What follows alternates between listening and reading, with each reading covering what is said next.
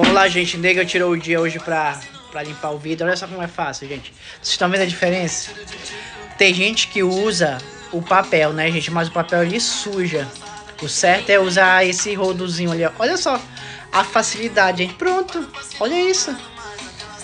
E com quem nega aprendeu a fazer isso, porque nega já trabalhou no sinal, gente, limpando o vidro de carro.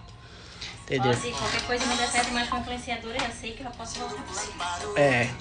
E é isso, gente. E o vidro aqui é grande, gente. Vidro ou blindex? Deixa nos comentários.